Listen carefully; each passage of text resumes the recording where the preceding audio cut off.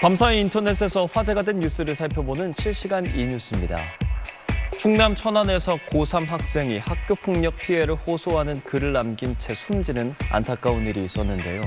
이 학생을 추모하기 위해 학교에 놓아둔 꽃이 폐기돼 공분이 일고 있습니다. 고 김상현 군은 지난 11일 천안시 자택에서 심정지 상태로 발견돼 병원으로 옮겨졌지만 끝내 숨졌습니다. 김 군의 가방에는 3년 동안 학교에서 따돌림과 무시를 당했다는 내용이 적힌 유서와 수첩이 발견돼서 안타까움을 더했죠. 그런데 어제 온라인 커뮤니티에 김 군을 추모하기 위해 학교 경비실 앞에 둔 국화꽃이 사라졌다는 글과 함께 사진이 이렇게 올라왔습니다. 이 사진에는 추모를 위한 꽃다발들이 박스에 담긴 채 쓰레기 봉투와 함께 버려져 있는 모습이죠. 이를 본 누리꾼들은 오늘이 김군 생일인데 어떻게 이럴 수 있느냐, 학교는 은폐하려고만 한다 등의 댓글을 달며 분노했습니다. 누리꾼들이 학교에 전화를 걸어 잇따라 항의하자 학교 측은 경비원이 모르고 버린 것이라며 현재는 원상 복구했다고 해명했습니다. 밤사이 인터넷에서 화제가 된 뉴스를 살펴보는 실시간 이뉴스입니다. 권경의 변호사의 재판 불출석으로 학교폭력 소송에서 패소한 고 박주원 양의 어머니가 과거 딸의 영정사진을 들고 졸업식에 참석했다가 홀대받은 사연을 공개했는데요. 저건 뭐야? 라는 이야기까지 들었다고 주장했습니다. 박 양은 지난 2015년 고등학교 재학 중 집단 따돌림을 받다가 극단적 선택을 했습니다. 박 양의 어머니는 2018년 해당 학교 졸업식에 검은색 상복을 입은 채 딸의 영정사진을 들고 참석했습니다. 딸의 학교폭력 사안을 제대로 조사하지 않은 학교 차원의 잘못을 인정하고 딸과 남은 가족들에게 사과를 요구하기 위해서 간 자리였습니다. 하지만 학교 측의 반응은 차가웠습니다.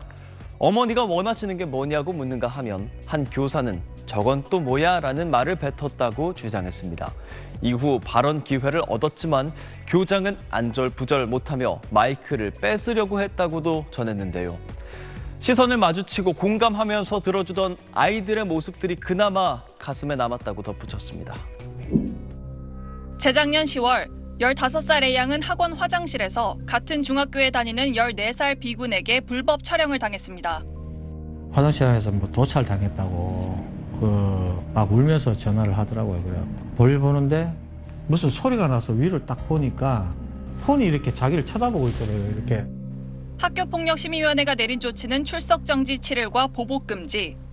학교에서 가해자와 마주칠까 두려웠던 A양은 심리 상담까지 받았습니다.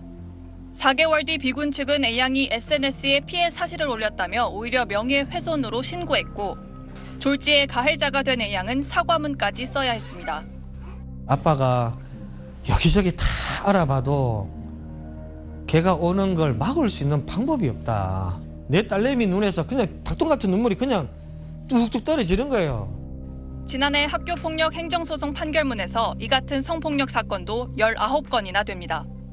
신체 접촉뿐만 아니라 최근에는 사이버와 관련한 폭력 사안들도 많이 있어요. 오프라인 폭력이 온라인과 결합해서 혼재된 모습을 보이고 있기 때문에 고3 남학생에게 추행을 당한 12살 여학생은 2년 뒤 안타까운 선택을 했는데 징역 3년을 선고받은 가해자는 오히려 퇴학 처분이 부당하다며 행정소송을 냈습니다. 판결문에 나타난 가해자의 평균 나이는 14.3세, 가장 어린 경우는 8살로 가해자 나이도 점점 어려지고 있습니다. 가해 학생이 자기 권리 구제를 받기 위해서 불복하는 동안은 이 학급 교체라든지 접촉 및 협박 금지를 그 재판이 끝날 때까지 계속 할 수 있는 이런 보장 조치가 보호 조치가 된다면 피해 학생에 대한 보호 조치가 미흡한 현실에서는 대안이 될 수 있을 것입니다. 지난 한 해의 판결문은 반성은커녕 부모의 힘에 기댄 소송이 난무하는 우리 시대 일그러진 모습의 자화상이었습니다. SBS 박세원입니다.